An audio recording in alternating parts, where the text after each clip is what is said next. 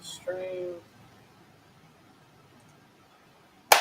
So what's up, everybody? Welcome to Weems Motor Co. Wednesday night at Weems Motor Co. YouTube Live. Got my amazing friend. I don't know. Amazing might be a little bit of an overstatement, but hey. You do amazing things. But this is Erick Runyon. Yeah. A lot of people know him as Gears+Glory on Instagram. I know him as friend, as photographer, as guy. Was that neighbor? Well, pretty close to being neighbors. Yeah, right down the road. But he's come out tonight graciously, and he wanted to come out and hang out. And he's been here at the shop. How many times? Too many? Never too many. Never too many. Yeah, it's always fun to come out here and see what new projects you got going on, and pointing out all the little details of what you're going to do and what you've done. And it's never too many times. Yes, and the endless list of projects that I always constantly have going on that he ends up seeing firsthand the process of building these motorcycles. Unlike a lot of you guys online, he gets to see the nitty gritty, the dirty part. Well, thing that's cool about Jared is that when he is not about me. No, but but with your projects is we'll get together and you'll say, I'm picking up this bike, or I'm going to do this in a couple of weeks, and this is what I'm thinking about doing. And then I want to shoot it for this, and I kind of want to shoot it in this location, and I want to kind of do this, and I want this feel. And so from the get-go, you always have a great creative, artistic mind. And Well, I mean, just right now before we aired this, we were sitting there talking. We got to do a photo shoot coming up, and I'm like, I have a few ideas, but your eye as a photographer. You capture shots that are eternal. To say eternal, a lot of people say timeless. I say eternal because it's like the one shot. It's my wife's favorite shot of me kick-starting the bike with the sun setting behind me. The raffle bike. It's just, to me, that's like an eternal shot. It's something that can't be recaptured. It was captured once, and you can't recreate that. And just amazing. It's the background on my cell phone. So. Well, the thing that's cool about a shot like that is that particular shot. I probably got 50 similar to that, but as an artist, a good artist will always have a preconceived idea in their head what the finished product's going to be looking like. Mm-hmm. So every time we would take a shot, and I'd be like, that's not quite it. Let's do it again. And I know we had you kicking out there for a while, but once the light set, was perfect, and the silhouette was perfect, and gotta get the right shot. It takes a lot of work, and it takes a lot of planning. And I don't think people understand. There are guys that go to these events and bring their camera, and I do it sometimes, but and have fun with it. But really, for me, my process is really planning things out and making sure that I got all my I's dotted and my T's crossed. And it's good to have a plan, and then that way you can fall back and kind of change the plan. But yeah, well, so that kind of leads right into the conversation I wanted to have tonight. Was there's a lot of guys that have some amazing motorcycles out there, and there's a lot of people just on Instagram. We now have this social media platform where people are posting their images, and photography is not an amateur sport. There's a whole lot of difference between an amateur shot and a professional shot, and that only comes with knowledge and experience from years of doing that. And that's where a lot of our questions are going to stem from tonight, is how you guys at home can capture some of the best shots of your motorcycles with the equipment you have. Maybe you change your equipment, maybe change some techniques, some settings in your devices that you're using. So we're going to talk about some of that stuff tonight. But one of the very first questions that was pinged in from one of my patrons was Canon or Nikon, doesn't matter. Why? You know what? I always tell everybody it doesn't really matter. It's not the camera; it's the person that's taking the picture. You can get a great picture if you know the limitation and the tools of the camera that you're working with. So there are many pictures or images that I have posted on Instagram and even on my website. They're actually iPhone pictures. So I've never bought into the Canon Nikon debate because I've shot Nikon since I first picked up a camera several years ago, 3 decades ago. But I've had the opportunity to work with Canon for a couple of years, and they gave me cameras, and they're great cameras. And the only difference for me was the controls, and they're not, since I'm used to Nikon, they weren't as intuitive to me as the Nikon, so I just stuck with Nikon. But it doesn't matter if you have an iPhone, you have a Canon, you have a Nikon, you have a Sony, you have a Samsung. It's making the best of what you have with the camera that you have to work with. Nice. So if you were at an event, let's say, we got Barber Vintage Motorcycle Festival coming up here in a few months. If you were at an event and you just needed to capture a shot on the fly, what would you go to? Well, I'm kind of different from most photographers because many photographers you'll see walking around with several cameras hanging around their shoulders and their chest and different lens sizes. And I usually have one camera, one lens, and a lot of people don't believe this, but I switch out from a 50 to an 85, and that's what I've been doing. Right. Hold on. Yes. Yeah. You're like, what are you talking I don't about? know what that means. 50 Well, to 85. Yeah. When you say 50 and 85 to me, we're talking about years of motorcycles. Yeah. So. Okay. Well, let me pull back. It's I don't usually use zooms. When you buy a camera, you got the zoom kits with them and whatnot, and you have the zoom lenses are awesome, especially if you're trying to reach places where you can't get if you don't have passes or the credentials where you need to get in to get those shots. You can use a nice 70 to 200 210 lens and get a lot of things that you need. Most people use zooms, and I don't. I never have. A 50 millimeter lens is basically what is thought as your normal lens. It's kind of the equivalent of what your eye sees. Okay. There's no magnification to it. And back in the day when cameras were sold with lenses, usually it always came with a 50 millimeter.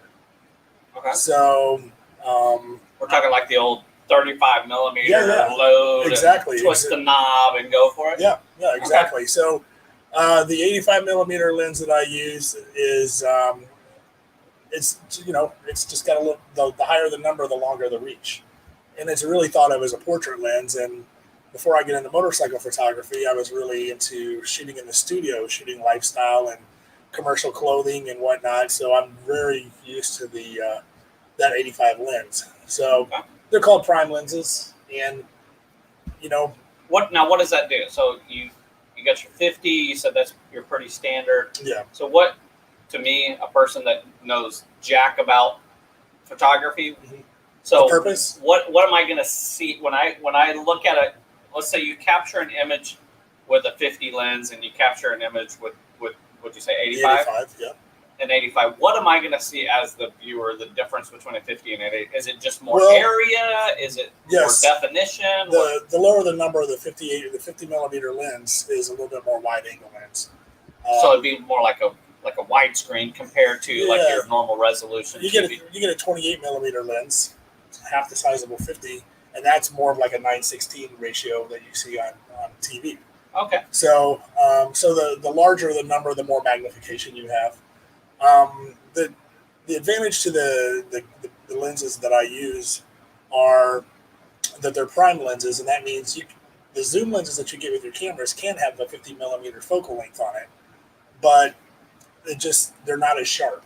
They're not as you don't get the definition that you get out of a one focal length lens, say the 50 or the 85. So Flip and I had a conversation about that a few months ago, and he was kind of Flip's really been interested into photography. I know that he's done it for a long time, but he's looking to learn more and get better at it. I'd say, I'm sorry, but I was going to say, one of the things I tell people is not to get bogged down in equipment, not to get bogged down in trends, not to get bogged down in new technology. You really have to figure out what you like to shoot, what your passion is, and figure out what works best for you. Now, just because I use a 50 or an 85 doesn't mean that's going to work with everybody. And some people can't understand how I would do that, but it works for me. So everybody has their own, the lenses are the toolbox, the tools in your toolbox, and you use those according to what works best for you. Okay. Well, before we get really deep in the conversation, you guys that are live online, feel free to ping in your questions that you might have for Eric. If you have questions for Weems Motor Co., I'll address them as it goes. But tonight I wanted to make it about you, Eric. Came out of your way to come over and talk about photography, talk about motorcycles, talk about life. Yeah. We're both fathers. We both have 2 kids. We both have a son and a daughter. Yep. So the dynamics of doing motorcycles and life and all of that, I just wanted to kind of pick your brain and introduce everybody, really, because photographers are always the guy behind the lens. Yep. And we discovered this. I was like, all right, Eric, can you send me some promo pictures of you so I can put them up for the live stream? And there's never it's always like somebody taking a picture of the guy taking a picture of their motorcycle. Yeah. So now people get to see your face, and when they go to the shows, they're gonna be like, "Oh my God, it's that guy." Well, I try to keep a low profile. I'm not real. I try to, I do what I do because I can be at these events and be a part of everything, but I don't have to be out in the spotlight. But the payoff for me is when everything is said and done, I get the images back, and I'll be like, "Oh, that was an awesome moment. That was a great moment." So let's rewind a little bit. Okay. So when was your very first paid photography gig? What did you do? Was it like shooting pictures of kids in elementary school? No. You know what? It's a pretty cool story. It's a very surprising story. But I went to school in Indiana. I went to a college called Ball State University, and while I was in school, I was a security guard. And I was a journalism major. My office was my post was at a newspaper, and my office was right outside the photography department. So for a couple of years, I would take pictures of my college co-ed friends, which the guys seemed to like a lot, but they never came out the way I wanted, and it was all trial and error. And what kind of camera was you shooting with at this time? My first camera that I ever bought at Kmart. And Kmart had a brand of camera equipment, photography equipment called Focal. And it was actually rebranded Minolta equipment. I was just in New York last week, and I thought all the Kmarts had went out of business. Mm-hmm. And in Manhattan, they still have a Kmart. Oh, wow. And my son actually freaked out. He's like, I thought they went out of business. I was like, I thought they went out of business too. So you said a Minolta? Yeah, it was a Kmart brand Focal, but it was a Minolta. And my dad was a photographer, and he always used Minolta. So I thought, I'll buy one. And everybody thinks that since my dad was a pretty accomplished photographer in his own right, that I learned through him. And I didn't really pick up a camera until after I had moved out and went to college and lived half the country away. And so I became friends with these guys at the newspaper and the photography department. And after about 2 years, one of the photographers got into a little legal trouble, a DUI. And if anybody knows anything about Indiana, it's high school basketball is everything. And this was during tournament time. Tournament time was starting to kick off, and they needed a photographer. So they said, would you mind shooting basketball games for us? And I said, sure. When do you want me to start? And they said, well, we'll think you start next Friday. So I was excited to shoot my first high school basketball game. And about 3 or 4 days later, beginning of the following week, they said, we want you to go to Indianapolis to shoot the Pacers because there's not a new star in the league, but he's been around for a couple of years, and we really want to get a story on him and find out what this guy's all about. It's Michael Jordan. Oh, so I was fixing to do everybody asks me about sports all the time, and I'm like, yay, sports, because I know nothing. But you throw a name around like Michael Jordan, if you know the name unless you're stuck underneath a rock. Well, I try not to. Honestly, that was my first shoot, and I was pretty much starstruck. And honestly, that's probably one of the few shoots that I was starstruck at. But so does he still know you? No, he would know me from Adam. No, I like hit him up. Hey, Michael. Yeah. No, we shot before the game during shoot-arounds. Those guys have an extremely limited time, so he probably doesn't even remember I existed the next day, Oh, I'm sorry. But it was fun. We shot before, we shot the game, went into the locker room and shot afterwards, and we put together a great story with the writer. And so I always have fun telling about that very first story because anybody that knows me as a motorcycle photographer gets kind of surprised. Okay, so we had a ping in. Seth is actually one of my one of my patrons, and he's actually online live tonight. And he had a question: what is your favorite motorcycle? But I want to take it a little bit different angle because what your job is with photography. So what is your favorite motorcycle that you've ever photographed?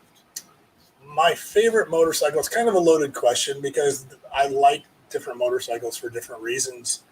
But I would have to say one of the most interesting motorcycles I shot was by a builder. He was up in Brooklyn about 12, 15 years ago. Didn't have a name for himself, but now he's out in Los Angeles, and his name's Maxwell Hazan.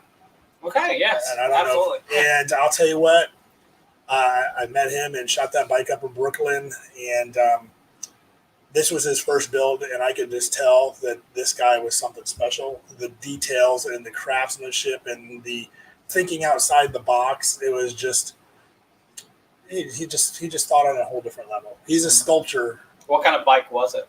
To tell you the truth, I don't even know what you don't remember. No, because what style of bike was it? So, like, was it a cafe? Was it a chopper, a bobber, or a custom? Like, how would you define it? The best I could say is a custom cafe. I don't know if you. Oh, a custom cafe. I don't know if you know this. His style, but his style is not really. There's not a genre. I mean, they're just beautiful, beautiful works of art. So, that's one of the bikes that really just took me back.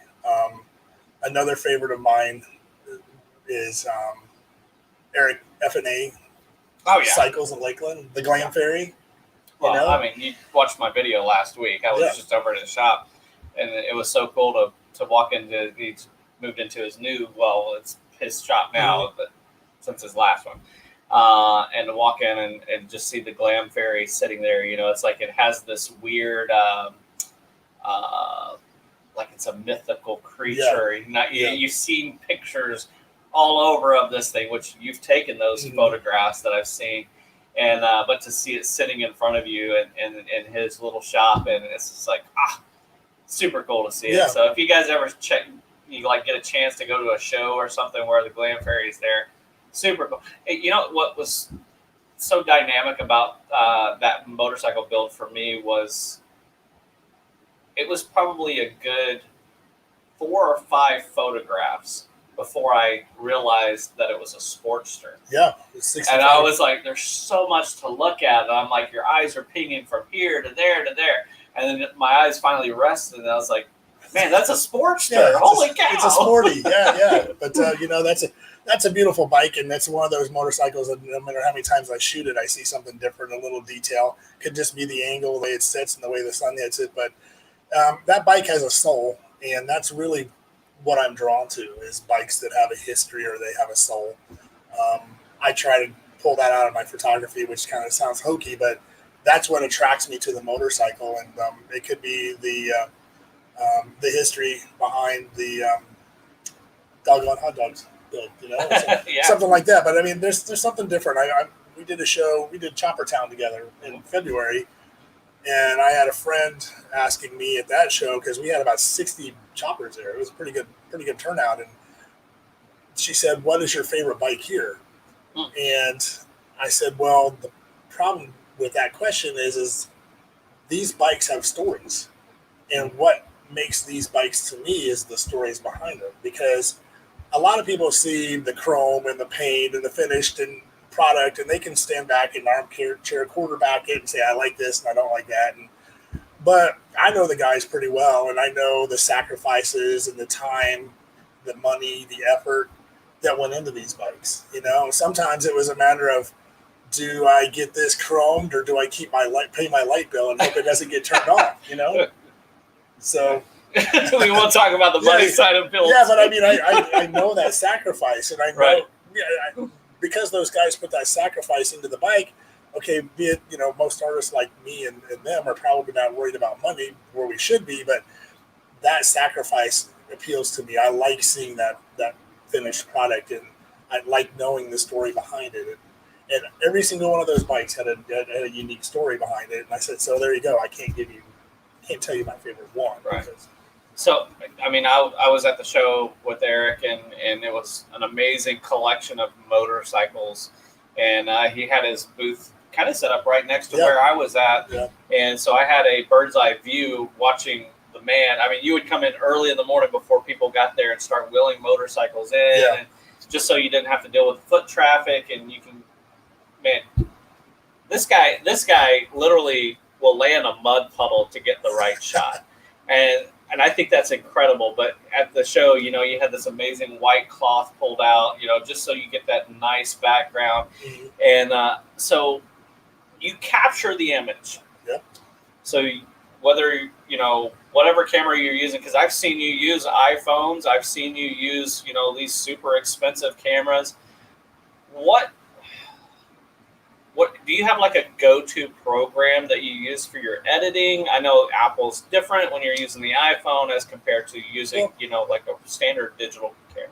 Well, I still use, I use Photoshop for everything. Okay. Photoshop has a program. Part of its regular standalone Photoshop. It's called Bridge. And I use Bridge, and it's kind of a combination between Photoshop and Lightroom.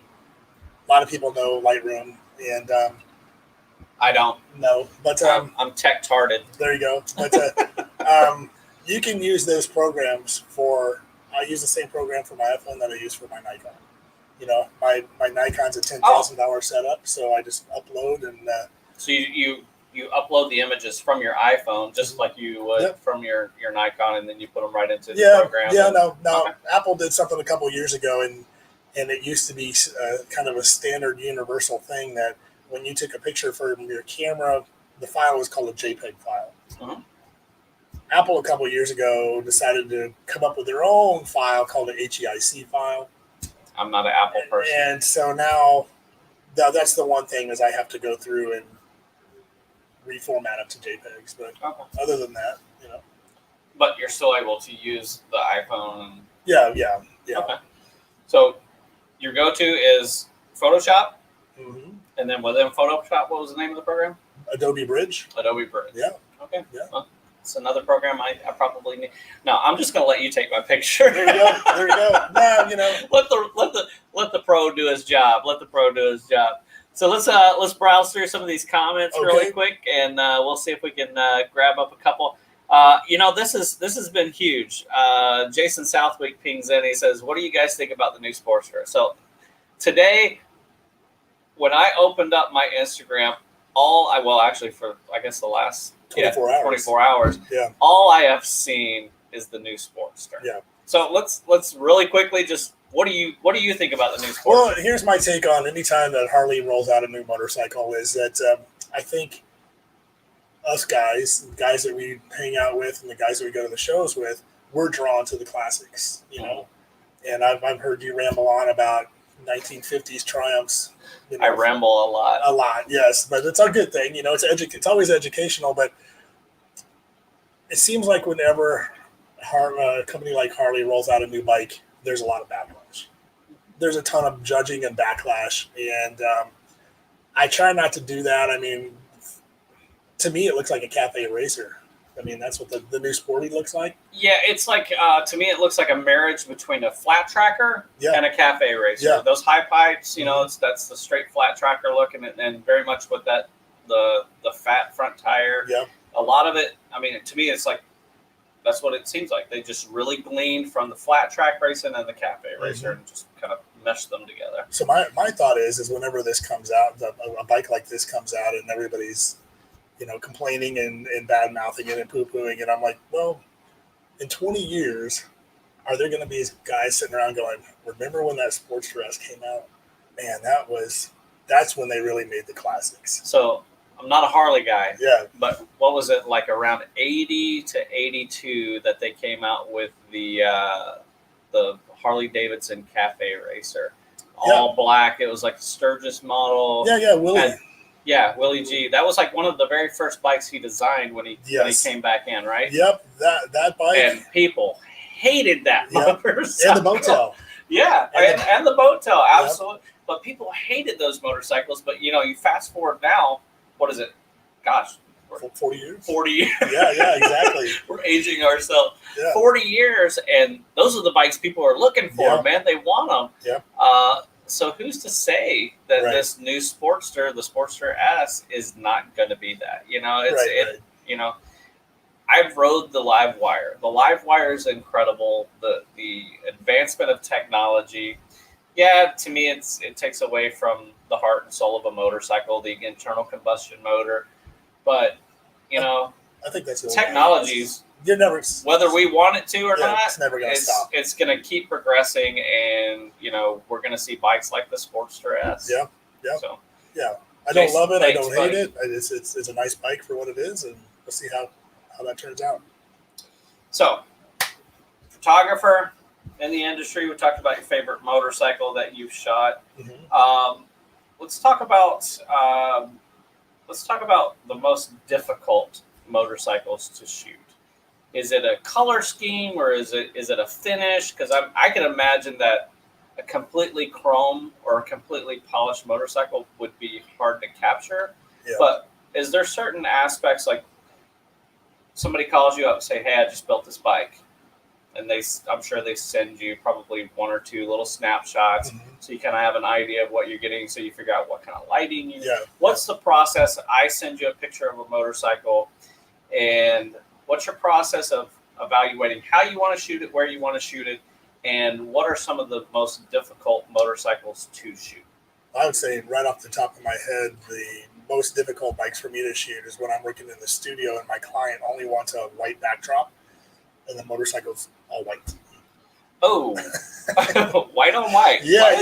yeah. Why would you do that? Yeah, I try to find. I have one particular client that he would build lots of white bikes and say, "I don't want backdrops. I want white backdrops." And the bike kind of disappears, yeah, right? Yeah. So then another thing I look at don't build white motorcycles and ask for white backgrounds. Yeah.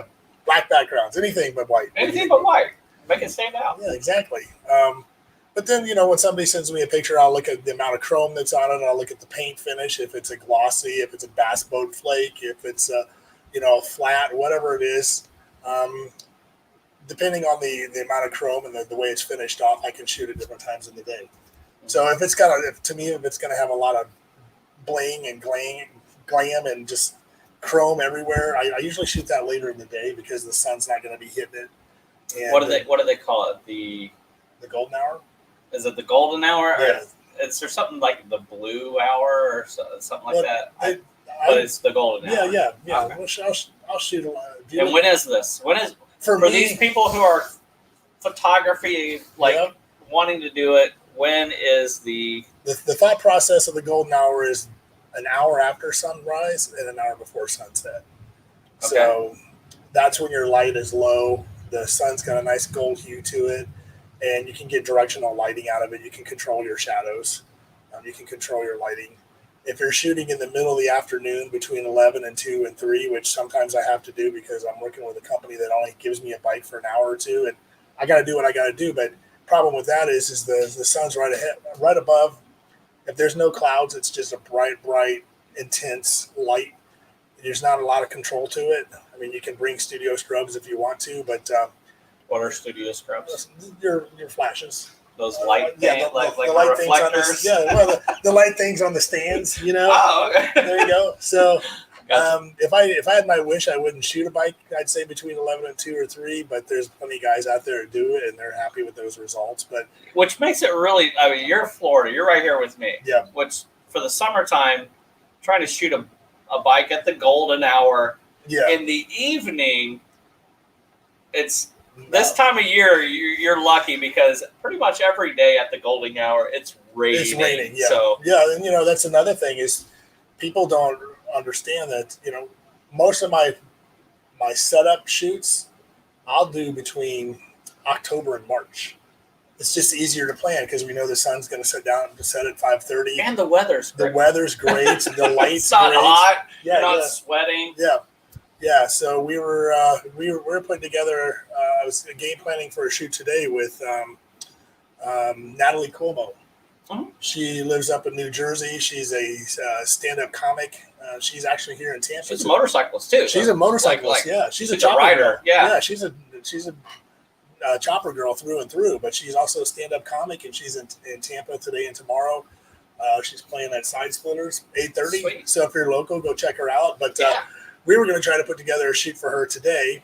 And it would have been one of those situations where originally, I thought I was going to have late morning or early afternoon to shoot her, and I would have done what I could, what I had to. But things got changed, and we didn't end up shooting, and that was okay because you know what? It rained all day. Oh, yeah. Thunder and lightning and rain. So I'm gonna catch up with her later, but we'll see her tomorrow night. And it's horrible in Tampa too because like it could be raining at my house and across the street it not be raining. And that's, so it's like it's hit or miss. You can see the rain like a wall, like a curtain. Yeah. Here. Yeah. So absolutely. The summertime between June and October, it's really hard for me to plan shoots and know that I'm going to get the images that I'm looking for. So this guy, Mr. Neo Dutch, if you hadn't had a chance, let me introduce you. Yeah. Mr. System Neo Dutch. He's the guy that did all the engraving. Okay, for Hollywood Run. That's some beautiful work. Yes. So he is amazing. His name is David O'Hanlon and does phenomenal work. But he pinged in there really quickly. It says, clouds and rain make the best UV filter. Well, rain is probably not good. No. But that's the thing is one of my thoughts, one of my sayings is if you've worked with me more than once, you might have heard me say it, but I always say if you can see the shadow, there's too much light. Okay. I don't like seeing shadows. If I think there's like an overcast day is like optimum. Optimum. Yeah, I love it. But the problem with Florida is if it's overcast, it could be raining in 30 seconds. It could be raining sideways, torrential downpours. So, I don't have that luxury of somebody wheeling out a $70,000 show motorcycle and going, it probably won't rain because it's just cloudy. So it's and then it sprinkles a little bit, and then you spend the next 6 hours polishing it. Yeah, ask me how I know, and it wasn't because of a photo shoot. Yeah, but I've seen it happen before with people. So not a good time. Yeah, but he's right. I mean, I love those cloudy skies. To me, if it looks like it's just about to rain, and it's between October and March, more than likely it probably won't, and I know I'll get the great stuff that I'm looking for. Yeah. So, Eric, we were talking before, and we're getting ready to set up to do a photo shoot with Hollywood Run. Yeah. So we're going back to that conversation where a guy sends you a couple pictures and says, hey, I want to do a photo shoot. In your mind and in your heart as an artist, as a photographer, do you prefer shooting in a studio or do you prefer shooting in a live environment? Well, there's advantages to both. I like shooting in the studio because it's just me and the bike. And a lot of times it's dropped off with me and I can take as much time as I want to shoot all the details, get my lighting perfect. And there's not a lot of stress there. Wait. Yep. So I want to ping in on this because I seen this firsthand when we were at Chopper Town and that early in the morning where you have that intimate time with these people's pieces of art. Yeah. Now, Eric, he's a motorcyclist himself. Yeah. He's a rider. He loves motorcycles. He's been around them for forever. And to see in that moment early in the morning, him just walk across the room and look at a motorcycle and say, I'm going to shoot this one. Pick it up, take it off the kickstand, and roll it to the spot. Now, this is something that you will never see done by anyone else other than someone like you of your caliber, a professional photographer, where the builder's not even there. Yeah. But we have this respect for Eric. There's a lot of builders in the Southeast and really across the country that know Eric as the quality caliber photographer that he is, that we can literally take a motorcycle and drop it off to you and say, do your thing, and we trust you. Yeah. It's not like he's going to be jumping on it and taking it out and doing burnouts, which would be fun. Mm-hmm. Yeah. But it's not the ethical thing to do. Exactly. We're trusting you with our babies. Yeah. And because I know you, not only have you done motorcycle photography, you've also done, photo shoots for many different magazines and different companies where you have live models. Yeah. And it's very much a thing where you have to trust the photographer. Yeah. And so what is that like? You said, you select the motorcycle, you like shooting it in an environment where you're in control. Mm-hmm. What is that like touching Indian Larry's motorcycle? Well, the thing that's always cool about that, especially when you get to take the time to spend with it in the studio, it's almost like meeting a new friend or meeting a new person, because I've probably seen the bike or read about the bike, or the stories out there, and so a lot of these bikes to me have personalities. So if you pay attention to me in the studio when I'm shooting, I'm actually talking to these bikes.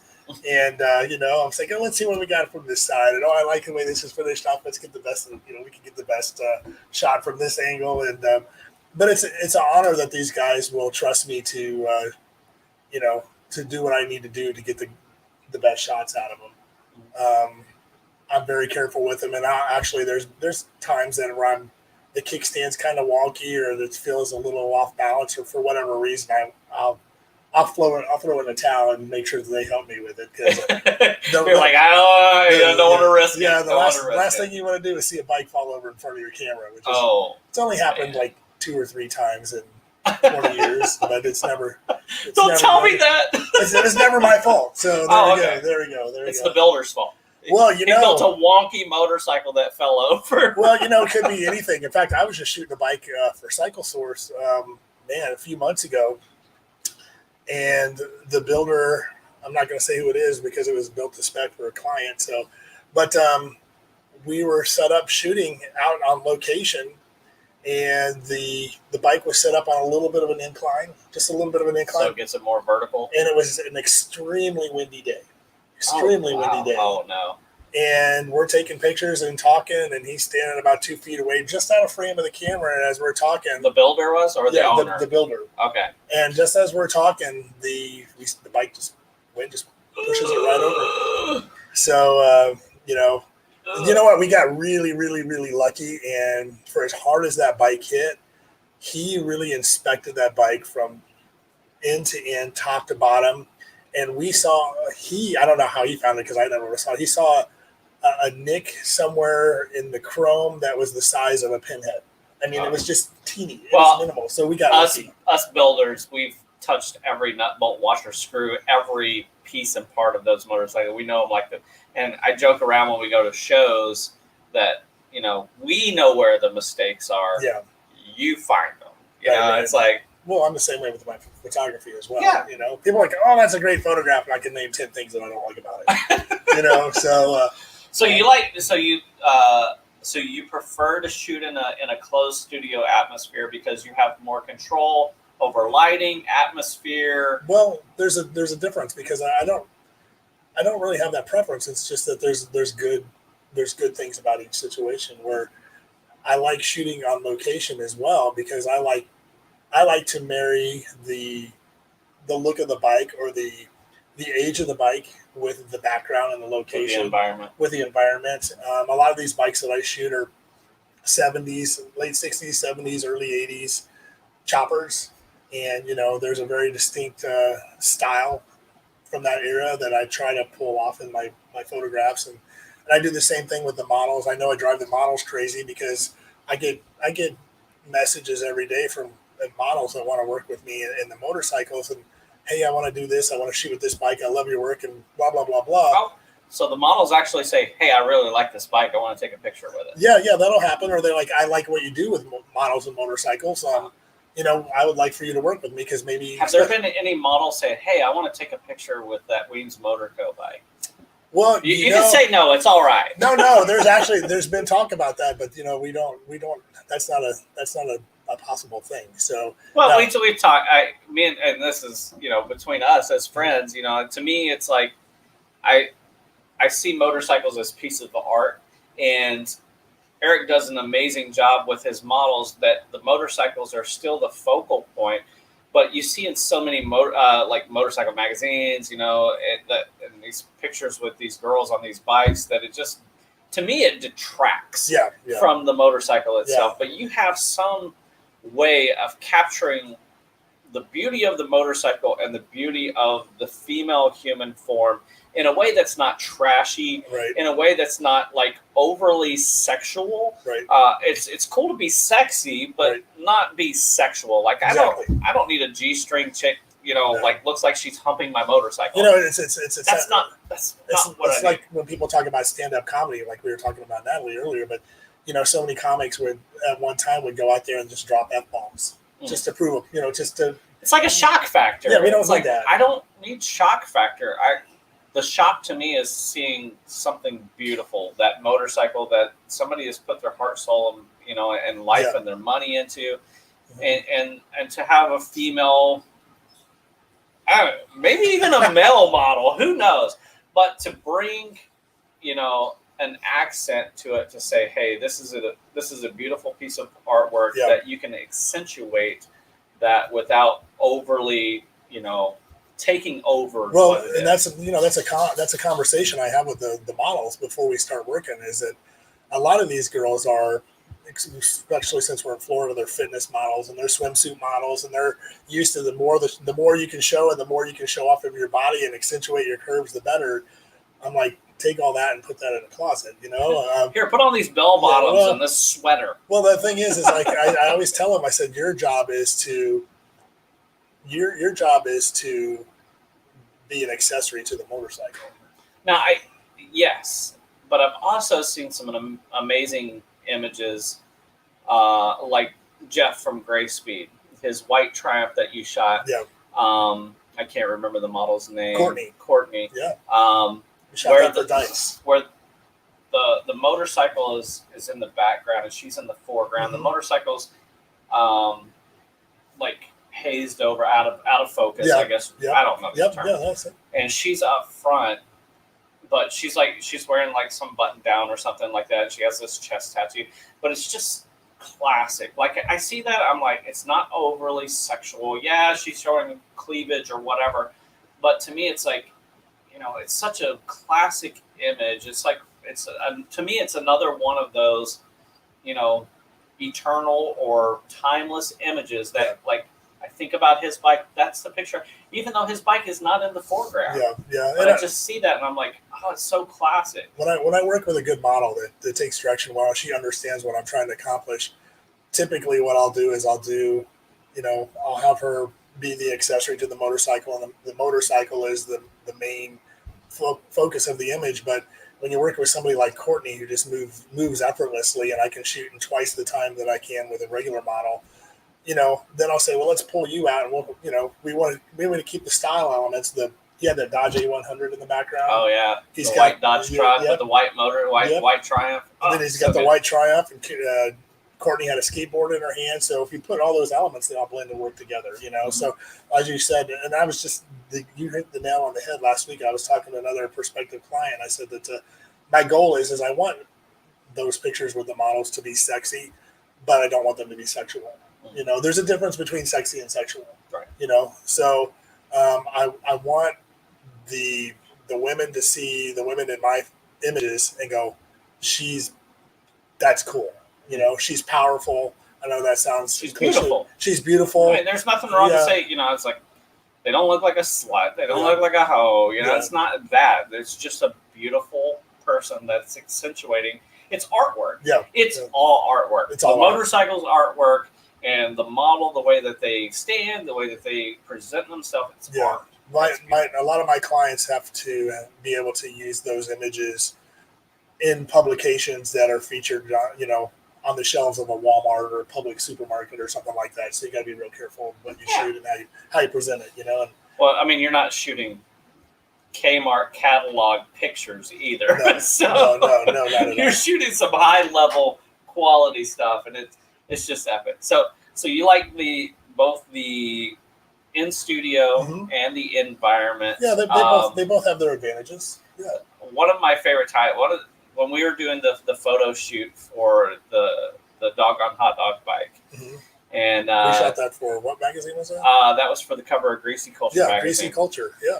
And you were wanting to capture the shot with the motorcycle sitting right in the center of the street, and we're talking like we're in a downtown area of the town here in Florida, and it's a cobblestone road, and he wanted this bike to be straight in the middle, and this isn't a closed road. Like we have traffic, and I'm like, I don't know if I want to park my motorcycle right in the middle of the road with cars. They can drive around. So we pull the bike out there, and this guy literally lays down belly flat in the road facing away from traffic. Yeah, yeah. And I'm like, it's just you and I, and we're trying to capture these shots. And I'm like telling cars to stop, and I'm like, oh God, the police are going to come. And that's usually my standard line is my back is to the traffic. So I just watch for cars behind me. Just that's all. Trust and go for it. But Yeah. some of the most coolest picture, I mean, God, man, there's so many. You shot so many pictures of the raffle bike, the doggone hot dog bike, and it's such an honor to have your photographs. But not only featured in Greasy Culture magazine, but also Easy Rider magazine, and the bike's been in several other Born to Ride magazines, and just a cool opportunity to really do that. Because I've worked with other photographers, what I would say, amateur photographers for magazine shoots, and it take hours and hours to capture 2 or 3 images that to me are magazine quality. But it seems like probably 90% of your photographs are like ready, like just from the capture. The thing is I've lived in this area long enough to know where the light's going to hit where at what time of day, at what time of year, because the sun changes its angle and its direction in the year. So, I take all those things into account, and when, the time comes and we need to shoot a bike, like the doggone hot dogs bike or whatever, I know, I always suggest the places that I know where the light's going to hit best, and I can work with the light best. And then if my client is not feeling it, then of course we can change. But it's just comes from experience, really. So let's take it. Let's take the conversation and turn it fun. Okay. And you don't have to name names. You don't have to name bikes. You don't have to name models. But what is a photo shoot? Tell me a story of a photo shoot that just went horribly wrong, other than the motorcycle falling over. What's a shoot where it just went wrong? Like the police showed up, or well, I mean, you have always little instances like that. This was many years ago when I lived in Orlando, and I was going to shoot a bike with a model, and I'd done some prior scouting, and there happened to be some type of pharmaceutical company that had went out of business, and it was a big warehouse, and it was a big piece of property. So there were alleyways between these buildings, and they had greenhouses in there that had overgrown, and it was just my eyes, like the perfect place to shoot. So I'd planned on this shoot for a couple months, and wanted to make sure I got my I's dotted and my T's crossed. And we go in there with the bike, and it was just me, the bike, and the model. And we were there probably. This was on a super small Sunday, actually. We were there probably 20 minutes before I look up, and there's 18 Orlando police officers. Oh. So I'm like, what's Dad? I was thinking, what's going on here? But they asked me the same thing. What's going on here? And I'm like, well, we're just doing a photo shoot with a motorcycle and a model, and and the one thing that I was very careful is that there was no trespassing signs anywhere. I didn't break into any fences. I didn't do anything inappropriate. The gates were wide open, but after about a half a dozen squad cars showed up, and they took me away in cuffs and took me down to 33rd Street. I'm like, Can I ask what's going on here? And they said, well, we got a call that they saw a man walking into this area with a minor. That's what they thought it was. The girl I was shooting was very short. She was probably 4'10", 4'11". Now, whoever called, if they would have just taken a good look at her body, they would clearly know she was not a minor. She's not a 14-year-old. If she was a 14-year-old, she was highly developed. But, so the whole process took, like I said, I know it was Super Bowl Sunday because I had to call my friend to come pick me up from from booking. After a while, they just said, go home. Just go away. Just go away. But, don't do that again. Well, the lesson I learned from that is like, now when I'm shooting at a new location and it's got that same vibe where it's it's an abandoned property, or I always look for who owns the property. I always try to get permission. Sometimes they'll give you the runaround and tell you need insurance, or for whatever legal reason you can't be there, and that's okay. I'd rather deal with that beforehand and get that all taken care of. So when I finally do get to shoot on a property like that, we don't have to worry about the police showing the legalities. Yeah, it's so common for the moto culture to be kind of rebels, and we'll just do it. We'll just do it. I'm like, no, man, I got an 8-year-old and a 10-year-old kid that I got to answer to. I got people on clients. I got things to do. I can't just pray that nothing's going to happen. I always got to, so. Yeah. So wrapping up, we're shooting at about 50 minutes. Usually I try to keep these between 30 and 45, but it's such a great conversation. And I know we've talked many times and traveled to many shows and done many things together. So over the next year, do you have any goals for Gears+Glory? Like, are you like wanting to go to certain events, or you wanting to shoot like there's this motorcycle I really want to capture it, or there's this model I really want to get them in? Yeah. So what are your goals for the next year for Gears+Glory? For my goals, I always have personal goals, but not so much for Gears+Glory, but as an artist, there's always things out there, people, models, motorcycles, locations that inspire me. We've talked about going to Born Free. Maybe we're going to get lucky and try to reproduce the original Doggone Hot Dogs David Mann. I think we're going to get lucky. Yeah, I think that as long as I have your eyes there. Yeah, I think we'll be fine. I think that's going to be fun. I have a friend that's up in a few friends up in North Carolina that I need to shoot. One's for Johnny. He started a magazine called Hussy Magazine. Johnny started Gnarly Magazine.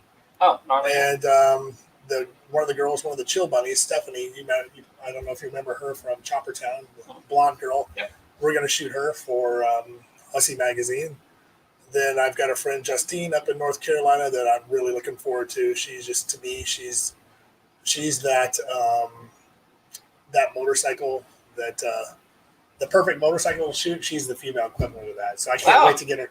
And Natalie Cuomo, I've been working with her. We've been talking for a year and a half about shooting. We were going to shoot last year. And, her, being that she's up in the New York, New Jersey area, that basically shut down for a year. Oh, yeah. So I was just up there last week. I went by Indian Larry's shop. I went by 6th Street Specials. But yeah, it's starting to open back up. Yeah. And I saw that picture that you posted from 6th Street Special. Hugh is awesome. Oh, he's great. And we've talked about 6th Street Specials before, and it's kind of amazing that a lot of people don't know about that place. But even he's got, I don't know if it was there when you were there, but he's got a jacket hanging up he had a jacket hanging up in his workshop there. It was like 6th Street Specials Racing or something like that. And, I got one of the same jackets from him when I shot them like 10 years ago. Cool. So that's one thing I learned while I was there was Paul Cox worked there. Paul Cox from Indian Larry's shop worked at 6th Street Specials real early on. And the bike that he built that everybody knows, Paul Cox bike, the Berserker, which is the one with the leather clad tank on it and all the leather work. Yep. That bike was originally a Triumph. Really? Yes. And I was talking to Hugh and I was talking to Josh about it, and they showed me a picture of it as a Triumph.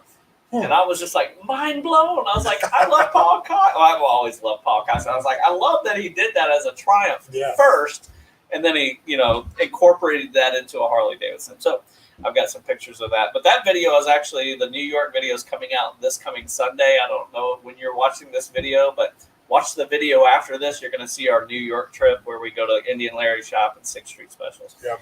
Well, Erick, thank you so much for coming out, man. And my pleasure. No, thank you for all your work that you've done, helping with, raising money for Forgotten Angels and making sure that these magazine shoots go flawlessly. What you do for the motorcycle community here in the Florida area and in the Southeast and all across the nation, you've done some amazing stuff. It's a blessing to call you my friend. If you are checking out the video, make sure you go over to Instagram. Where can they find you at? Gears+Glory, all one word. Gears+Glory, super easy. And then you have an official, your photography website. What's your website? It's ErickRunyon.com, ErickRunyon. That's all my motor stuff. And then if you're wanting to see what's coming up in the future, you could also go to Instagram to Chopper Gent. Check that out. Whoa. I learned something new tonight. I'm going to have to check this out. Well, thank you so much, Erick. And just as a last go out for the kids at home, the people watching the video, they want to capture that great image of their motorcycle tomorrow. What do they do? don't overthink it. Have fun with it. I'd say the biggest technical rule is to make sure the sun is to your back and not on the other side of the motorcycle, or it'll get silhouetted out. But other than that, art and photography is subjective. So if you like the photograph you took, that's all that really matters. I don't like most photographs. I don't like most ones I take. That's why I bring you around to get the right ones. Well, thank you guys for hanging out tonight. Thank you guys for pinging in with the questions and stuff. Make sure that you let everybody know what's going on here at Weems Motor Co. Check out the other videos. You guys have a great night. Peace. Awesome, man.